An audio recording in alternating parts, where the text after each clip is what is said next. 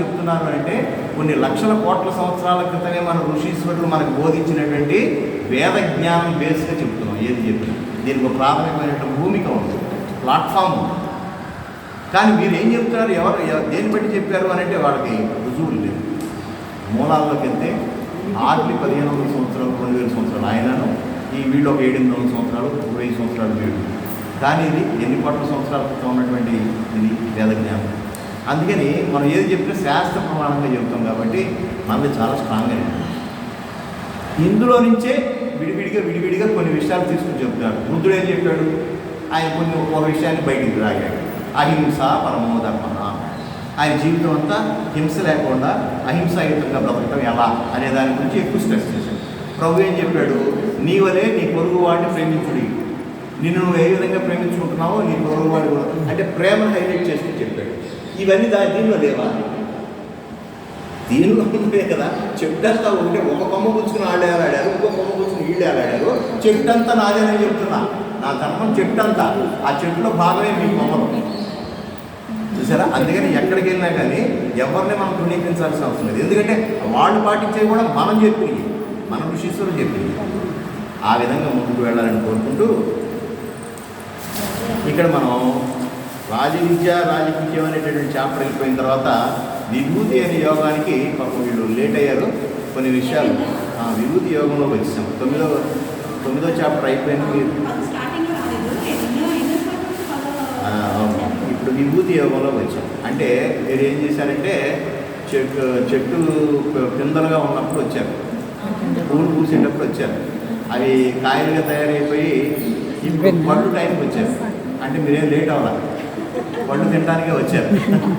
అంటే విభూతి యోగం అంటే ఏంటంటే మనం చేసిన దానికి వచ్చేటటువంటి ఫలాలు ఆ టైంకి వచ్చారు, మంచి టైంకి వచ్చారు. కాబట్టి ఈ విభూతి యోగంలో ఒక 7-8 శ్లోకాల గురించి మనం మాట్లాడుకున్నాము. మరి దానిలో ఇప్పుడు 7వ శ్లోకం ఏం చెప్తానంటే, ఏతాం విభూతిం యోగం చ మమయో వేత్తి తత్వతః సో వికమంపేన యోగేన యుజ్యతే నాత్ర సంశయః. ఇక్కడ ఏం చెప్తున్నానంటే, నా యొక్క విభూతిని అంటే ఐశ్వర్యము విస్తారము యోగమును ఎవరు యథార్థంగా తెలుసుకుంటున్నారో అతడు నిశ్చలమగు యోగముతో కూడుకొని ఉన్నాడు. ఈ విషయంలో సందేహించాల్సిన అవసరం లేదు. అంటే భగవంతుడి యొక్క ఐశ్వర్యం, భగవంతుడి యొక్క విభూతి, భగవంతుడి యొక్క శక్తి, భగవంతుడి యొక్క జ్ఞానం, భగవంతుడి యొక్క అలౌకికమైనటువంటి జ్ఞానం, భగవంతుడి యొక్క ఆ పరమాత్మ యొక్క ఆ పవర్ గురించి అర్థం చేసుకుని సందేహపడకుండా విశ్వాసంతో సాధనా క్రమంలో ముందుకెళ్ళేవాడికి ఎటువంటి ఇబ్బందులు ఉండవు. సరే, ఆదిలోనే హంసపాదని సంకల్పంలోని సందిగ్ధమని కనుక మొదలు పెడితే అది సందిగ్ధం. అమ్మో వెళ్తామంటావా ఈ బెండు మీద నుంచి అవతలకి కాలబెట్టి దాటాలంటే ఉన్నాయో అదే అనుకుంటా ఇల్లు అనుకుంటే అమ్మంట పడతాడు.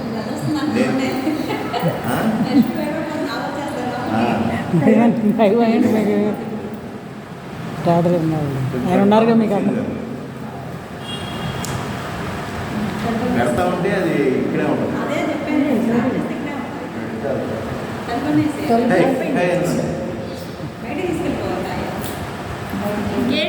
అట్లాగా ఈ ప్రకారంగా భగవద్ విభూతిని అంటే సృష్టి మహిమను యథార్థంగా ఎవరెంతరో వారు సమస్త జగత్తు భగవంతుని అంటే ఆలోచించడాన్ని రసగా తెలుసుకోవడం. అతను నిశ్చల యోగంతో ఉంటాడు. అంటే ఇక్కడ దైవ సంబంధమైనటువంటి నిశ్చల యోగము ఎవరికి సిద్ధిస్తుంది అంటే భగవద్ విభూతిని యథార్థంగా ఎవరైతే తెలుసుకుంటారు. తెలుసుకోకుండా గుడ్డిగా ఫాలో అయ్యేటటువంటి సిద్ధాంతమే లేదు.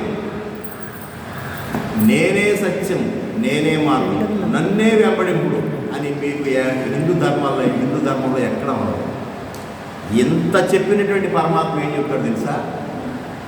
నేనేదో చెప్పాను కానీ అర్జున, నీ అంతటికి మళ్ళీ నువ్వు ఆలోచించి నువ్వు ఆ కర్మ చేసి ఆ ఫలితాన్ని అనుభవించి ఒక నిర్ధారణ. నేను చెప్పానని గుడ్డిగా నమ్మమా. వితౌట్ ఎంక్వైరీ హిందూ ధర్మం లేదు. విచారణ ఎంక్వైరీ అనేటటువంటిది లేకపోకుండా అసలు గుడ్డిగా ఫాలో అవ్వద్దు అని చెప్తున్నాం. గుడ్డిగా ఫాలో అవ్వండి మమ్మల్ని అని చెప్పేటటువంటి సిద్ధాంతం కలిగినటువంటి వాళ్ళు అక్కడ. నేను చెప్పింది నిజమే చెప్తున్నా. నీకు విశ్వాసం నేను చెప్పంగానే విశ్వసించిన ఆయనగా బట్టి రామా, నువ్వు ఒకసారి ప్రయోగశాలలోకి వెళ్ళు, అక్కాయ కూర వండితే అక్కాయ అద్భుతంగా ఉంటుంది అక్కాయ అని చెప్పి వారు అన్నారు. అబ్బా అంత అద్భుతంగా ఉంటుందా అని, ఉంటుందేమోలే అని ఒకళ్ళు, ఉండొచ్చేమోలే అని ఒకళ్ళు, మీరు చెప్పింది కరెక్ట్గా ఉండొచ్చునండి అనేకంటే అసలు ఆ ఇంగ్రీడియంట్స్ ఏంటో తెలుసుకుంది, ఆ కూరకు సంబంధించినటువంటి కూరగాయ ఏంటో తెలుసుకుని, దానిలో వేసినటువంటి మసాలాలు ఏంటో తెలుసుకుని నువ్వెందుకు వండవు, నువ్వెందుకు వండి రుచి చూసి అబ్బా నిజమేగా నువ్వు చెప్పింది కరెక్ట్ అని నువ్వు ఎందుకనో అది అడుగుతుంది మన కర్మ. చూసారా ఇక్కడ ప్రాక్టికాలిటీ బుద్ధిగా ఫాలో అవ్వద్దు.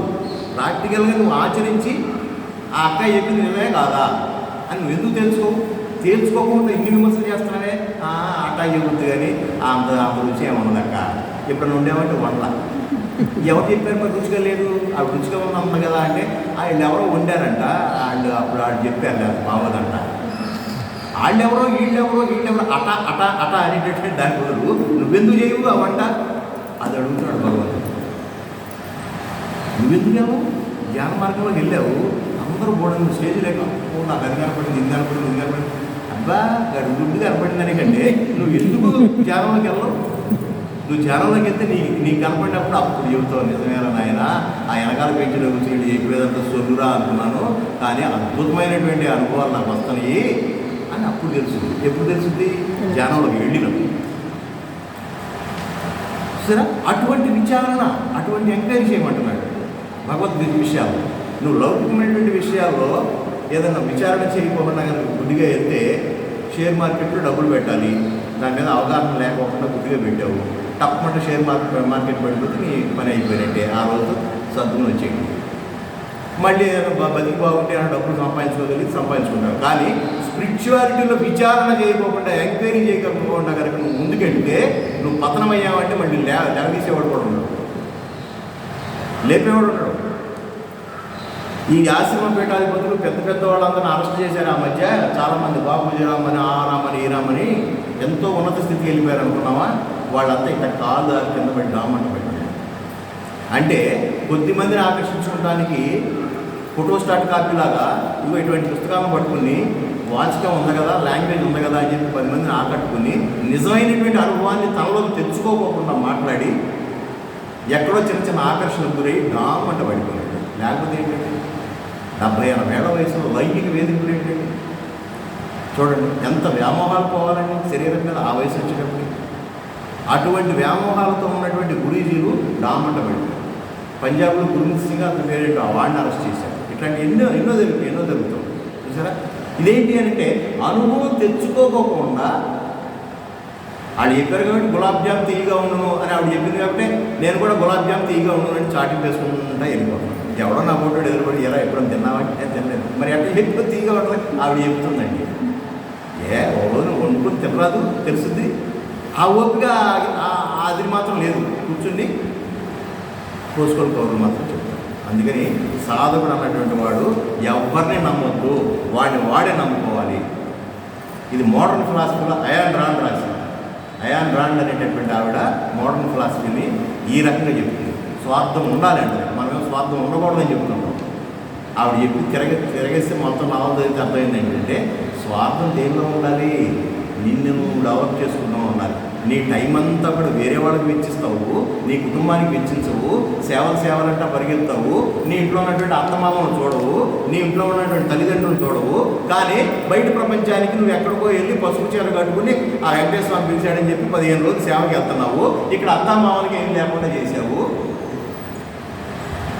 నా అత్తమామలు బాగుండాలి, నా అత్తమామలే దైవం అనేటువంటి స్వార్థం నీలో ఉండాలి. సమాజమే దేవాలయం అన్నమాట వాస్తవమే. సమాజంలో భాగమేగా నీ అత్తమామ కూడా. అయాన్ రాండ్ ఫిలాసఫీ అయితే అద్భుతంగా అనిపిస్తుంది. అంటే దేవుడి పేరు చెప్పదు కానీ మొత్తం కూడా భగవంతుడైన శ్రీకృష్ణుడు చెప్తున్నాడు. అట్లాగా ఇక్కడ నా విభూతుల్ని ఎవరైతే, నా ఐశ్వర్యాన్ని, నా విస్తారమును, నా యోగమును ఎవరైతే బలంగా విశ్వసిస్తూ ముందుకు ముందుకు వెళ్ళగలుగుతారో వాళ్ళకి అటువంటి అనుభవాలు జరుగుతూ ఉంటాయి కదా. విశ్వాసం ఉంది, మన విశ్వాసం ఎలాంటిదో కూడా మనం అనుకున్నాం కదా, మళ్ళీ పద్దాక అనుకోకూడదు. మన విశ్వాసం మన దగ్గర వస్తే కానీ తెలుసు. మీ పిల్లలు ఏమంటే మేము నేను అటు ఇటు నడుస్తానంటే ఎవరైపోయాగా అది విశ్వాసం అనేటటువంటి మాస్గా చెప్పేటప్పుడు అందరూ మేము విశ్వసిస్తున్నామండి అంటారు. వ్యక్తిగతంగా వచ్చేటప్పటికి ఎవడేడుపాడు ఏడుతాడు. భగవంతుడి మీద విశ్వసించి పూర్ణమైనటువంటి జ్ఞానంతో చేయవలసిందంతా నేను చేశా, ఏం చేస్తామో నాకు తెలియదు అని అంతగా అంత స్థిరత్వంగా ఉండాలి అంటే ఎంత స్టెబార్గా ఉండాలి మనిషి, అంత మానసికంగా స్ట్రాంగ్ అవ్వాలి. చూసారా, అటువంటి విశ్వాసం కావాలంట. అంటే ఇక్కడ చూడండి, శ్రీకృష్ణుడు ఎక్కడా కూడా ఏ పూజ గురించి చెప్పాలి. మీకు ఇంతవరకు కూడా ఇన్ని చాప్టర్లో కూడా ఏ పూజ లేదు, ఏ పునస్కారం లేదు, లేకపోతే ఏ పుష్పాలతో చేయమంటున్నా, ఏం చేయమంటున్నా. వ్యక్తిని శక్తిగా మారుతున్నాడు, మనగా నిలబెడుతున్నాడు. అంతేగాని ఇష్టం వచ్చినట్టుగా మీరు గుడ్డిగా నమ్మొద్దు అంటున్నాడు, అన్నీ టెస్ట్ చేసి నమ్మండి అంటున్నాడు. అట్లా చెప్పినటువంటి టెక్స్ట్ బుక్ ప్రపంచంలో మరెక్కడా లేదు. ఎవడైనా సరే నన్ను కొలవండి అన్నవాడే కానీ నన్ను ఎందుకు కొలవాలో చెప్తూ అది అసలు ఎందుకు కొలవాలో అనేటటువంటి విషయాన్ని నువ్వు ప్రయోగం చేసుకుని అప్పుడు నువ్వు నిర్ధారణకు వచ్చినాక నువ్వు ప్రాక్టీస్ చేయమంటున్నటువంటిది ఏకైక. కాబట్టి ఇక్కడ ఇంకో మాట ఉంటాడు, అహం సర్వస్య ప్రభవో మత్తః సర్వం ప్రవర్తతే ఇతి మత్వా భజంతే మాం బుధా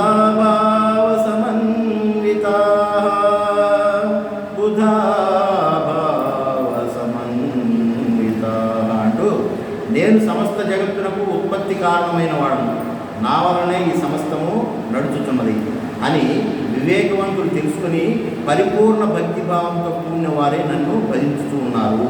అది పరిపూర్ణమైనటువంటి భక్తి ఎప్పుడు కలుగుతుంది? మనలో పూర్తి స్థాయిలో ఆ వ్యక్తి మీద లేదా ఆ శక్తి మీద పూర్తి స్థాయిలో నమ్మకం ఉన్నప్పుడే కదా.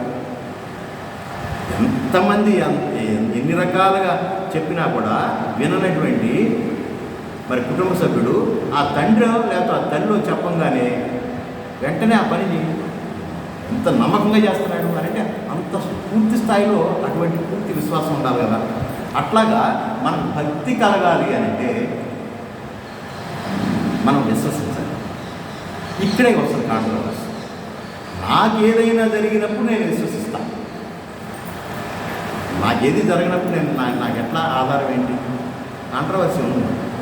చూడకుండానే విశ్వసించేటటువంటి వాడు ధన్యుడు అని చెప్పి బైబిల్ ప్రకారం కూడా చెప్తున్నారు. కానీ విశ్వాసం అనేది ఉందా లేదా నీ అనుభవం ఉందా? నాకు అనుభవం కలిగిన తర్వాత విశ్వాసం వస్తుంది. చాలామంది ఏదో దేవత దగ్గరికి వెళ్ళాం, మొక్కుకున్నాం, పని జరిగింది, అమ్మయ్య విశ్వాసం కలిగింది, ఇక రిపీటెడ్గా వెళ్తాం.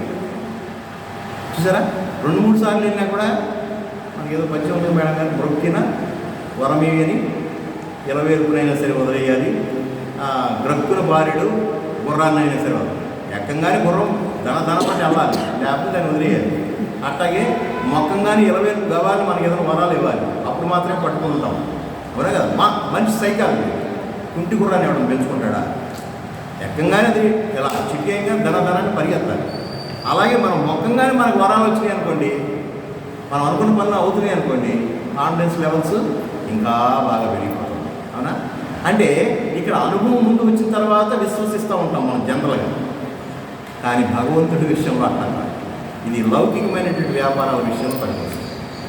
ఈవిని కాదు వీరిని నమ్మొచ్చు అని ఎప్పుడు చెబుతామంటే, వీరితో మనం చాలా విషయాలు సాంగత్యం జరిగిన తర్వాత వారు మనం కలిసి వ్యవహారాలు పెట్టుబడులు ఇవన్నీ చూసిన తర్వాత 2-3 వ్యాపారాల్లో అంత సక్సెస్ఫుల్గా జరిగిన తర్వాత అప్పుడు మనం సర్టిఫికేట్ ఇస్తాం. She a very genuine person, మీరు కళ్ళు మూసుకుని ఆవిడ కంపెనీలో మీరు పెట్టుబడి పెట్టవచ్చు అంటే టెస్ట్ చేసినాడు. కానీ భగవంతుడి విషయంలో కాదు. భగవంతుడి విషయంలో మనం అంచనా వేయడానికి మన దగ్గర పారామీటర్స్ నువ్వు చచ్చినట్టు నమ్మాల్సింది లేదు అంటే దానికి ఆల్టర్నేటివ్ ఏమైనా ఉందో నాకు చెప్పు. ఇంత ఉత్పత్తికి, ఇంత సృష్టికి, ఇంత ఆధారభూతమైనటువంటి శక్తి ఇంకా వేరే ఏమైనా ఉందా భగవంతుడు అనేటటువంటి ఇది కాకుండా? అందుకని భగవంతుడి విషయంలో మీరు కళ్ళు మూసుకుని ముందుకెళ్ళవచ్చు. ఎందుకంటే అంతా మంచిగా ఉంటుంది. చూసారా, సందిగ్ధ పడాల్సినటువంటి అవసరమే లేదు. మరి ముందుకెళ్ళిన వెంటనే నాకు వరాలు రావట్లేదంటే మళ్ళీ దానికి చెప్పాడు, నీ పాప జన్మల వ్యవహారాలన్నీ కూడా చిట్టా తీస్తాడు. పోయిన జన్మ చిట్టా, ఈ జన్మ చిట్టా, ఈ రెండు మిక్స్ అయితే వచ్చే రాబోయేటటువంటి ఆగామి కర్మలు ఇవన్నీ చూసుకుని నీకు ఫలాలు ఇస్తుంటాడు. సరే లేదు అని అంటే ఆ ఫలం అప్పుడు ఇస్తే నువ్వు దాన్ని మిస్యూజ్ కూడా చేసుకుంటావు. అది చాగంటి కోటేశ్వరరావు అంటాడు కదా, తలకు రాసుకోమని ధైర్యం ఇస్తే ఆడు ఎవడో కాళ్ళకు రాసుకున్నాడు. అట్లాగే జ్ఞానం అవసరం లేనివాడు కాదు, వాళ్ళంత జ్ఞానం తొలి తీసుకొచ్చి పెట్టినా కూడా వాడు అర్థం చేసుకునేటప్పుడు అట్లాంటి వాడికి ఎట్లా ఇస్తారు? అది అట్లా ఒక్కోసారి కర్మఫలాల్లో నీకు ఇవ్వవలసిందేదో ఇద్దాం అనుకున్నాడు, కానీ అది కాకుండా వేరే వచ్చింది అనుకోండి, ఆ ప్రస్తుతానికి వాయిదా వేస్తాం. అదే మనం ఆ కథలో కూడా చెప్పుకున్నాం. ఆ యాపిల్ పండు ఇస్తున్నారు, ఎవరు వచ్చాడు, గణపతి సత్యనారాయణ స్వామి, ఇవాళ రేపు కూడా ఆయన వస్తాడు వస్తారు. వచ్చినప్పుడు దర్శనం చేసుకుంటుంటాం, ఆయన దగ్గరికి వెళ్తాం, ఆయన ఏదో పండు ఇస్తాడు, మనం చాలా జాగ్రత్తగా పండుని ఇట్లా పట్టుకుంటాం. ఆయన ఇట్లా వేస్తాడు. ఆ వేసినప్పుడు ఆయన ఏం చేశాడంటే ఇట్లా వేస్తే అవి పట్టుకుందాం అనుకున్న ఆయన పట్టుకోలేకపోయాడు, అది జారిపోయి డోలు కొట్టేది డ్రైనేజ్లో పడింది. పద అన్నారు. కాదే బాబు నాకు పడిపోయిందంటే పద అని చెప్పి నిర్వాహకులు వచ్చారు. ఏంటయ్యా నా పండు పడిపోయింది, మళ్ళీ పండు ఇస్తాను, మళ్ళీ లైన్లో రా. ఆయన తెల్లారు 3ంటికి నుంచుంటే కానీ ఇప్పుడు 7ంటికి నా పండు వచ్చింది, ఇంకెక్కడ నుంచోను రా బాబు, నుంచోవలసిందే, అంతేగాని మళ్ళీ ఎదరడానికి వీల్లేదు, లైన్లో రావాల్సిందే అన్నారు. అప్పుడు మళ్ళీ లైన్లో చెడి మళ్ళీ 10ంటికి కరెక్ట్గా గురుజీ దగ్గరికి వచ్చాడు. ఈసారి చాలా జాగ్రత్తగా పెట్టాడు, జాగ్రత్తగా పండించాడు. ఈ ఇచ్చే పండు ఏదో పోగానే ఇంకో పండు ఇస్తే నేను నా ఇంటికి వెళ్ళిపోయాను కదా అని అడిగాడు. కాదురా బంగారు, అది పుచ్చిపోయింది, కుళ్ళిపోయింది, అందుకని నేనే కావాలని నీకు అందజేయలేదు. అమ్మయ్య గురుజీ వచ్చాడు. అంటే మంచి జరిగితే మంచి అని, చెడు జరిగితేనేమో పీతల మీద వేసేస్తాం. ఇదంతా కూడా నీ కర్మ ఫలితమే. నీవు ఒక్కోసారి హడ్డిల్స్ వచ్చినాయి, ఒక్కోసారి కష్టాలు వచ్చినాయి, ఒక్కోసారి నష్టాలు జరుగుతున్నాయి అన్నా కూడా ఈ కర్మ ఫలితంలో భాగంగానే అని ఓరడించుకునేటటువంటి శక్తిని వంతుడిగా తయారు చేసేటటువంటి నా ఫలితం. లేదో నువ్వు ఇక్కడితో అయిపోయావు, ఇక నీకు పనిష్మెంటే అనేటటువంటి కర్మలు ఏమండి. ఇవాళ ఉరిశిక్ష పడినటువంటి వ్యక్తికే రాష్ట్రపతి క్షమాభిక్ష పెడుతున్నాడు కదా. మానవుల్లోనే అంత దయ ఉంది కదా. 12 మందిని కాల్ చేసి స్కూల్ పిల్లలు రేప్ చేసేటువంటి వాడికి వాడు అప్లై చేసుకుంటే వాడి సత్ప్రవర్తన బాగుంది, ఏదో వాడి ఎమోషన్స్ వల్ల 16 నుంచి 20 సంవత్సరాల మధ్యలో ఉండేటటువంటి పొడవాడికి ఉండేటటువంటి ఎమోషన్స్ వల్ల తెలిసి కొంత తెలియకొంత వాడు చేసిన ఒక పాపం చేస్తే దానికి 2-3 అంటుకుని అట్లా 12 మంది తగలబెట్టిపోయారు. కానీ 12 మందిని తగలబెట్టాలనేటువంటి ఉద్దేశం కాదు పాపం. వీడు సత్ప్రవర్తన బాగుంది, జైల్లో ఇప్పటికే 16 సంవత్సరాలు 12 సంవత్సరాలు అనుభవించాడు, లైఫ్ కూడా అయిపోయింది, వీడు ఉరియాల్సినటువంటి అవసరం ఏముంది? సుప్రీంకోర్టు ఉరిచ్చింది. కానీ వీడిని ఉరి తీసే ముందు నాకు పెట్టుకున్నటువంటి అప్లికేషన్ ప్రకారం మొరార్జీ దేశాయ్ ఇచ్చినటువంటి స్టేట్మెంట్, ఇతను ఉరి తీయడం వల్ల కంటే కూడా ఇతను సత్ప్రవర్తన చూసాము కాబట్టి చాలా బాగుంది కాబట్టి ఇతన్ని ఒక మంచి పౌరుడిగా తీర్చిదిద్దేటటువంటి ఒక ఇన్స్టిట్యూట్లో పడేసి ఇతన్ని సమాజానికి ఉపయోగపడే విధంగా చేయవచ్చు కదా అనే ఉద్దేశంతో ఈ డెత్ సెంటెన్స్ని నేను క్యాన్సిల్ చేస్తున్నాను, సుప్రీంకోర్టు ఇచ్చిందండి. అంత దయతో మొరార్జీ దేశాయ్ ఒక క్షమాభిక్ష పెడితే ఆ వ్యక్తి బయటకు వచ్చేటప్పుడు 36 సంవత్సరాలు అయితే 16 సంవత్సరాలకు జైల్లో పోయి 36 సంవత్సరాలు బయటికి తిరిగి వస్తే గొప్ప అద్భుతమైనటువంటి యోగ్యత తయారైనటువంటి సత్యేంద్రనాథ్ యాదవ్ అని చెప్పేసి ఆయన బయోగ్రఫీలో ఉంటుంది. బిహార్కి సంబంధించిన సత్యేంద్రనాథ్ యాదవ్ అని అతను బయోడాటా రాశాడు. అతను అద్భుతమైనటువంటి విషయాలు చేశాడు. అతను జీవితకాలంలో ఎంతోమంది విద్యాదానం చేశాడు, ఎంతోమంది చేశాడు. అంటే మార్పుకు అవకాశం ఇచ్చి అంత దయను ప్రదర్శించినటువంటి ఒక వ్యక్తిలోనే అంత దయ ఉంటే భగవంతుడికి ఎంత దయ ఉండాలి? అంత దయ ఉండబట్టే సరే ఏదో చేసాడు ఏదో చేసాడు అయిపోయింది, ఈ జన్మలో మరో జన్మలో మాట్లాడామని చెప్పి ఇంకో జన్మకు అవకాశం ఇచ్చేటటువంటిది మన దాన్ని, ఇంకో జన్మకు అవకాశం ఇచ్చినటువంటి వాడు మన దేవుడు. అసలు నీకు ఇక్కడితో అయిపోయింది, నువ్వు పోగానే జడ్జిమెంట్ జరుగుతుంది, జడ్జిమెంట్ అవ్వగానే నువ్వు చేసినటువంటి పాపాలకు నేను బాండీలు వేసేస్తాం, వేపేస్తాం, కొక్కోడిలాగా చింత చావదు, పులుపు చావదు, ఏదంటారు జీవం చావదు, అరుగుతానే ఉంటుంది.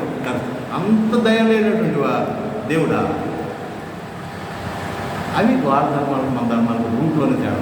కాబట్టి చెప్తూ ఇంకొక మాట చెప్తున్నాడు, ఇక్కడ నేను సమస్త జగత్తుకు ఉత్పత్తి కారణమై ఉన్నాను అని మీకు తెలుసుకున్నాను. అన్నిటికీ జనరేటర్ ఆయన. గాడ్ అంటే ఏంటి? Abbreviation. What is the meaning of God? GOD, God అంటే భగవాన్ సత్సంగా చెప్పారు. G for generator, O for operator, D for destructor. సృష్టి, స్థితి, లయక. మనమే అదే బ్రహ్మ, విష్ణు, మహేశ్వరుడు అంటే. గాడ్ అంటే అందరు విష్ణు GOD గాడ్. అట్లాగే సమస్త ఉత్పత్తికి కారణం నేను అంటున్నాడు. కాదని మనం అనగలమా? కాదు అని అంటే కనుక ప్రూవ్ చేయి. చూసారా? కాబట్టి ఆ చెట్లలోకి పత్రహింసం ఎవరు తెచ్చిపెట్టారు? ఆ చెట్లు జీవం ఎవరు పోసారు? మలంలో ఉండేటటువంటి పురుగు దగ్గర నుంచి ఏనుగు లాంటి ఐరావతం లాంటి ఏనుగుల వరకు ఉన్నటువంటి ప్రాణుల్లో ప్రాణం ఎవరిని నిక్షిప్తం చేశారు? మనం భగవంతుడిని పేరు పెట్టాం, ఇంకోటి శక్తి అంటున్నారు, ఇంకో అల్లా అంటున్నారు, ఇంకోటి ఏదో సంథింగ్ ఒకటి ఉంది. ఆ ఒకటికి మనం పేరు పెట్టుకున్నాం. పేరు ఊరు లేనటువంటి మహానుభావుడు, నిరాకారుడు, నిర్జనుడు, నిరంజనుడు. మరి అటువంటి శక్తి ఒకటి ఉందని చెప్పేసి ఇంకా మనం టెస్ట్ చేయాల్సిన అవసరం ఉందంటారా? తిన్నది ఎవరికి అరిగిస్తున్నారు? మనం పొద్దున్న తిన్నాం, ఇవాళ ఆదివారం వేయాల్సింది లోపల వేసాం. ఆ కృష్ణ ఆడతాను ఉందా? పుట్టిన దగ్గర నుంచి చచ్చేంత వరకు ఆడతాను ఉందిగా. ఆ గుండె ఎవరు ఆడిస్తున్నారు? దానికి ఎవరు పంపుతున్నారు పెట్రోల్? నువ్వు నిద్రపోయినా, నువ్వు పడుకున్నా, లేచినా దానిపైనే చేస్తాను ఉంది కదా. బాడీ ఎంత గొప్ప బాడీ చూడండి. ఈ బయలాజికల్ బాడీ ఎంత గొప్ప బాడీ చూడండి. మైండ్తో కూడా సంబంధం లేదు. అరుగు కానీ మనమే ధ్యానం చేయవలసిన సరే, దాని అంతా అరిగిపోతా ఉంది. ఇదంతా ఎవరు నడిపిస్తున్నారు? మరి ఇవన్నీ ఆధారాలు కదా. అందుకని నువ్వు ఆ శక్తిని ఎందుకని పరిపూర్ణంగా నమ్మడం వల్ల, అందుకని అంత పరిపూర్ణమైన విశ్వాసం పొందడానికి వీలైనటువంటి జ్ఞానం మనకి నిక్షిప్తమై ఉంది. అటువంటి జ్ఞానాన్ని తెలుసుకుంటుంటే కానీ మనకి పరిపూర్ణమైనటువంటి విశ్వాసం. అందుకనే ఏదైనా త్రూ జ్ఞానం ఇచ్చేవారికి అల్టిమేట్. సరే, జ్ఞానం లేనటువంటి భక్తి కానీ, జ్ఞానం లేనటువంటి కర్మ కానీ రెండు రాణించవు. చూసారా? ఇంత జ్ఞానం ఉన్నా కూడా మళ్ళీ భక్తి లేకపోతే అది రాణించదు. అందుకని ఈ మూడు మిక్స్ అయి ఉంటుంది. ఓ పని చేశాడు అని అంటే, మంచి మార్పులు వచ్చినాయి అని అంటే దాని వెనకాల బోళ్ళంత శ్రమ, బోళ్ళంత కర్మదాయం. చూసారా? దాని వెనకాల ఎంతో భక్తిభావం. భక్తి అంటే నన్ను అదర్ దాన్ శ్రద్ధ అండ్ ప్రేమ. ఆ సబ్జెక్టు మీద ప్రేమ, ఇష్టాన్ని పెంచుకుని ఎంతో భక్తిభావంతో తెల్లారుదామన మరి 4 గంటలు వేసి సన్నీటి స్నానం చేసి గోడ కనుక్కొని బాసి కుట్టేసుకుంటూ చదివాడు కాబట్టి ఎన్ఐటీలో సీట్ వచ్చింది. ఊరికే వస్తాయా? నాలాగే వెనకాల బెంచ్లో కూర్చుంటే వస్తుందా? మరి ఆయన అంతకే చదివాడు అంటే అంత శ్రద్ధ, అంత భక్తితో చదివాడు. అంటే ఇక్కడ చదవటం అనేటటువంటి కర్మ యాడ్ అయి ఉన్నది, దానికి భక్తిభావం అంటే శ్రద్ధభావం అనేటువంటి ఉంది. ఇది చేస్తూ ఉండగా జ్ఞానం అబ్బింది, దానిలో సబ్జెక్ట్ అబ్బింది. ఇంత పొద్దున్నే లేచాడు, 4 గంటలు లేచాడు, పుస్తకాలు ముందు చేసుకున్నాడు, చదువుతూ ఉన్నాడు, ఒక్క మొక్క అర్థం కాల, ఎగ్జామ్లో ఏమి రాదు. అంటే భక్తి ఉంది, శ్రద్ధ ఉంది, కర్మ చేశాడు, కానీ జ్ఞానం సంపాదించలేకపోయాడు. ఆ దానిలో ఉన్నటువంటి సీక్వెన్స్ సంపాదించలేకపోయాడు. మొద్దు చదువు చదివాడు. సూత్రం తెలిస్తే వెంటనే మ్యాటర్ అంతా రాయొచ్చు. ఆ సూత్రం కీలకమైనటువంటి విషయం తెలుసుకోలేకపోయాడు. మొద్దు చదువు అంతా చదివాడు, అక్కడ ప్రయోగించేది. అంటే ఇక్కడ భక్తి, కర్మ, జ్ఞానం 3 కలిసే ఉంటాయి. చూసారా? దేన్ని విడిగా చూడవలసినటువంటి అవసరం లేదు. ఈ 3 ఉంటేనే పరమ శ్రేష్టమైనటువంటి ఏకాగ్రత కుదురుతుంది, ధ్యానం కుదురుతుంది. కొంతమందికి ఎందుకు కుదరట్లేదు అని అంటే వాళ్ళలో భక్తి ఉంది, చేసేటటువంటి కర్మ కరెక్ట్గా చేస్తున్నారు, జ్ఞానం అంటే ఎరుకతో చేస్తున్నారు. చూసారా? ఈ 3 ఉంటేనే వాళ్ళకి ధ్యానం కుదిరిందంటే ఇంకా మిగతా ఏదైనా ఈజీగా చేసేది. ధ్యానం ఒకటి కుదిరిందంటే మిగతా ఏదైనా చేసేది అల్టిమేట్. చూసారా? అటువంటి విషయం. అంటే ఇది గొప్పదా అది గొప్పదా అని కాంట్రవర్సీ తీసుకురావడం ఎవరి స్థాయిలో వాడదు. అంటే ఏబిసిడీలు గొప్పయా, పుస్తకం పట్టుకోవడం గొప్ప అని అంటే మనం పుస్తకం పట్టుకోవడం గొప్ప అని చెప్తాం. పుస్తకం పట్టుకోవడం అనర్గంగా చదువుతున్నాడు గొప్ప అని అంటాం. కానీ దానికి బేస్ ఏంటి? ఏబిసిడీలేగా. అందుకని దేని తప్పు పడతాం మీరు? అందుకని ఏబిసిడీ స్థాయి నుంచి పుస్తకం పట్టే స్థాయికి వెళ్ళాలి. అలా అని చెప్పి మీరు దాన్ని ఏం వదిలేయాల్సిన అవసరం లేదు, దీన్ని ఏం వదిలేస్తుంది. 2 నడుపుకుంటూ ఎక్కడ మనసు శాంతిస్తుందో అక్కడ మీ మనసుని ఏకాగ్రమైన. కొంతమంది పూజలో శాంతిస్తుంది, కొంతమంది ధ్యానంలో శాంతిస్తుంది. అందుకని దేన్ని తప్పు చేసి చెప్తాం. అందుకని అన్ని ఆరాధనలు నావే అన్నాడు చెవకే. అట్లాగా ఇక్కడ అంటున్నాడు, ఈ సమస్త జగత్తులకు ఉత్పత్తి కారణం ఏది? మరి ఏ పని వల్ల ఈ సమస్తము ప్రవర్తించుతున్నది అంటే పరమాత్మయే. పరమాత్మ వల్ల ఈ జగత్తంతా నడుచుతున్నది. భగవాన్ని ఏ ప్రకారం ధ్యానించవలను, సేవించవలంటే భక్తిభావంతో కూడి శ్రద్ధతో. అంతేగాని ఈ పూలు ఆ పూలు చెప్పలేదు, ఆ కుంకుమ ఈ కుంకుమ చెప్పలేదు. టన్నుల నూనెలు, టన్నుల అభిషేకాల గురించి ఎప్పుడు చెప్పలేదు.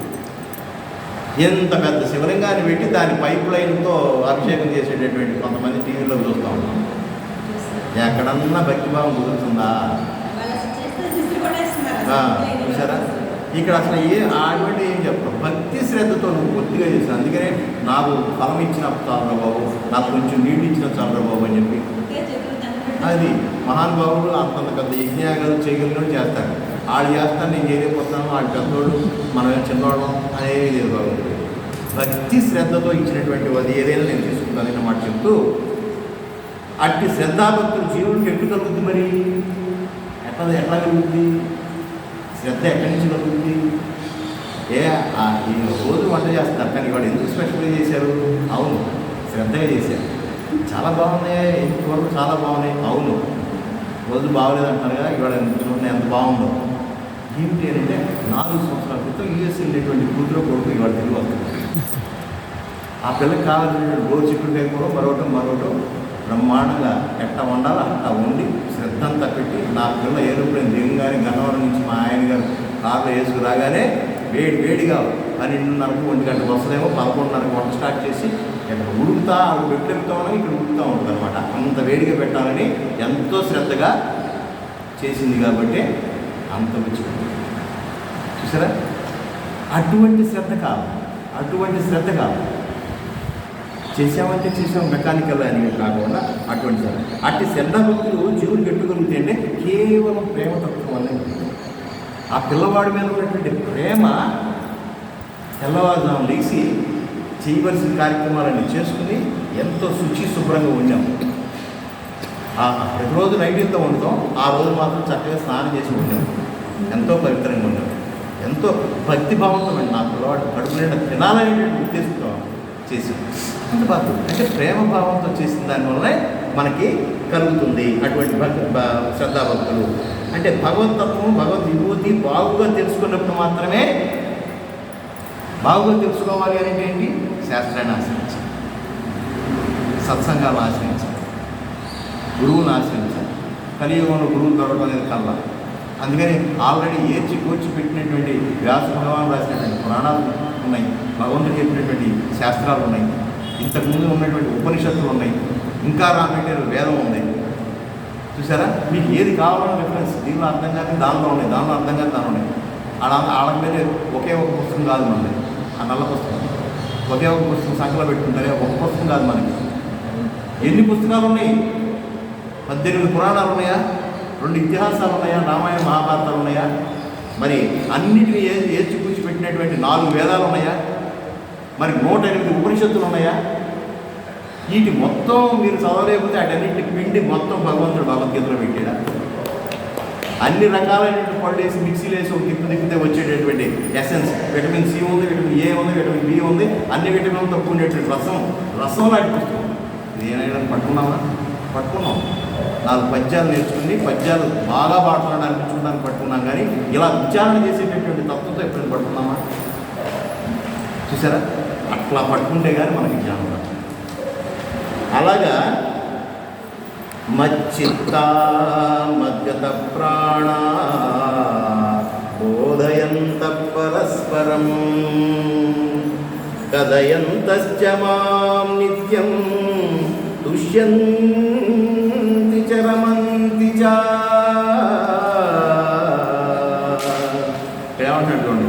నా యందు మనస్సు గలవారు, నన్ను పొందినటువంటి ప్రాణములు కలవారును అయ్యి నన్ను గురించి పరస్పరము బోధించుకొనచ్చు, ముచ్చటించుకొనచ్చు, ఎల్లప్పుడూ సంతృప్తిని ఆనందము పొందుతున్నారు. మనలాగే మనం స్టార్ట్ చేసి ఇప్పుడు 30 గంట అయింది, మనకు అసలు డీవియేషన్ వేరే ప్రపంచం తెలియదు.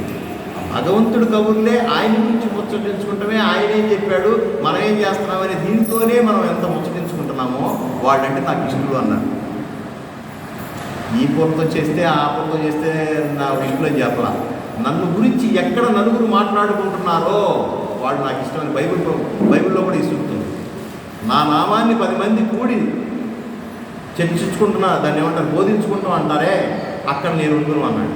అలాగే హనుమంతుడి వారు కూడా చెప్పి ఎక్కడ రామనామం జరిగితే ఆయన అక్కడ ఉంటాడు అని అట్లాగానే అట్లాగా భగవంతుడు ఎక్కడ ఉంటాడు అని అంటే భక్తుల హృదయాల్లో భగవంతుడి గురించి చర్చించుకుంటున్నటువంటి హృదయాల్లోనే దాగి ఉన్నాడు. ఇక్కడే ఉన్నాడు, ఎక్కడో లేదు. వాళ్ళంటే నాకు చాలా ఇష్టం అన్నారు. ఎంత సింపుల్ అండి. అందుకని సత్సంగానికి అంత పెద్ద పీట వేయాలి. చూసారా, ఆ సత్సంగం వల్లే మనకి జ్ఞానం వస్తుంది. చూసారా, అట్లాగా ఇంకో విషయం చెప్తున్నారు. భగవద్భక్తి కలవారు ఎటు ప్రవర్తించదు అంటే ఈ శ్లోకం చక్కగా తెలియజేస్తుంది. సామాన్య